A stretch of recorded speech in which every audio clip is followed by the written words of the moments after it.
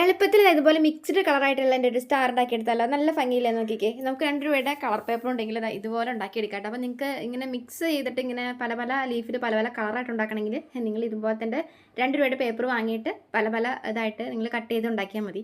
അപ്പോൾ ഞാൻ എങ്ങനെ കട്ട് ചെയ്തിട്ട് എടുക്കണമെന്ന് ഞാൻ കാണിച്ചു തരാം. അപ്പോൾ ഒന്ന് ഉണ്ടാക്കി നോക്കാം കേട്ടോ. അപ്പോൾ ഒരു പേപ്പർ നമ്മൾ ഇതുപോലെ 6 കഷ്ണങ്ങളായിട്ട് കട്ട് ചെയ്യണേ. അപ്പോൾ ഇതുപോലെ അതെ ഒരു പേപ്പർ ഇങ്ങനെ ഉണ്ടല്ലേ, ഇങ്ങനെ മടക്കിയിട്ട് തിരിച്ചിങ്ങനെ ഒന്നും കൂടി മടക്കുമ്പം ഇത് നമുക്ക് 6 കുഞ്ഞ് പീസായിട്ട് കിട്ടും. അപ്പം ഒരു സ്റ്റാറിന് ഈ ഒരു ഒറ്റ പേപ്പർ മതി കേട്ടോ. ഇനിയിപ്പോൾ നിങ്ങൾക്ക് മിക്സ്ഡ് കളറാണെന്നുണ്ടെങ്കിൽ ഈ 6 കഷ്ണങ്ങളും 6 കളറുകൾ ഇടകലർത്തി മാറ്റി കൊടുത്താൽ മതി. അത് ഞാൻ കാണിച്ചു തരാം എങ്ങനെയാണ്. അപ്പോൾ ഞാനിപ്പോൾ ഇത് 6 കട്ട് ചെയ്ത് എടുത്തത് ഇതുപോലെ എടുത്തിട്ടുണ്ട് കേട്ടോ. ഇനി നിങ്ങൾക്ക് ഇതിൻ്റെയൊക്കെ ലീഫുകളെല്ലാം പല പല കളറുകൾ വേണമെന്നുണ്ടെങ്കിൽ ഇതേ സെയിം അളവിൽ തന്നെ 6 കളറുകളായിട്ട് നിങ്ങൾ കട്ട് ചെയ്തെടുക്കണം കേട്ടോ. അപ്പോൾ നമുക്ക് ഒരുപാട് സ്റ്റാറുകൾ തൂക്കാം, നല്ല ഭംഗിയിൽ കിടക്കും.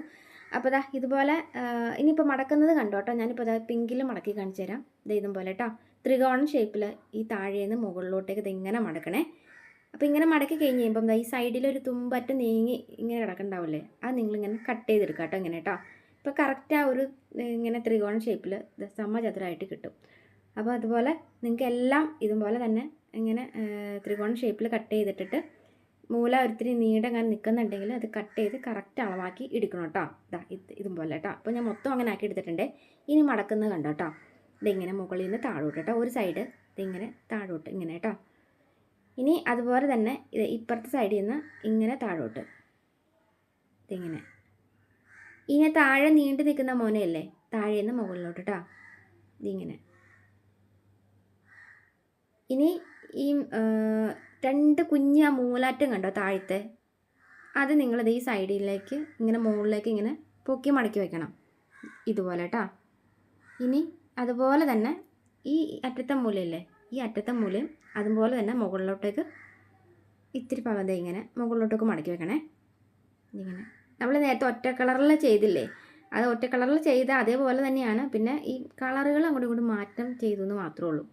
അപ്പോൾ ഇതിങ്ങനെ കേട്ടോ, ആ കറക്റ്റ് ഇങ്ങനെ മടക്കുമ്പോൾ ഒരു കറക്റ്റായിട്ട് ഇങ്ങനെ ഒരു ത്രികോണ ഷേപ്പിൽ, ത്രികോണം അതായത് ഒരു സ്ക്വയർ പോലെ ഇങ്ങനെ ഒരു അളവ് അതിനകത്ത് വരും.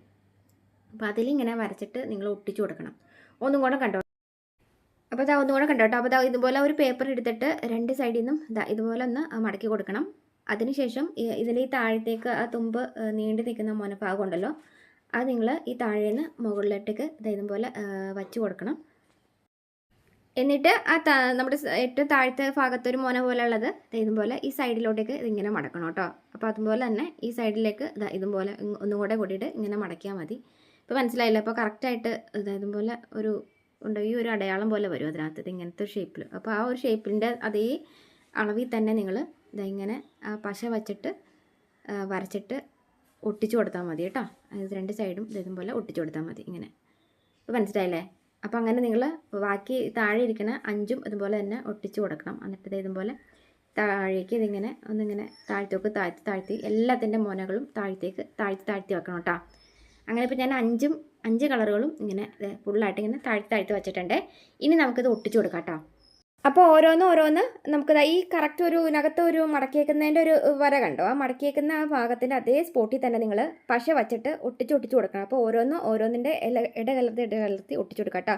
അപ്പോൾ ഞാനിപ്പോൾ ചുവന്നതിൻ്റെ മുകളിലേക്ക് നീല വെച്ചെടുത്തിട്ടുണ്ട്. അതുപോലെ ഇങ്ങനെ ഓരോന്ന് ഇടകലർത്തി ഇങ്ങനെ ഒട്ടിച്ച് കൊടുത്തിട്ട് നമുക്കത് ഇങ്ങനെ തിരിച്ചെടുക്കാം കേട്ടോ. നല്ല ഭംഗിയിൽ നമുക്ക് അടിപൊളി സ്റ്റാർ കിട്ടും.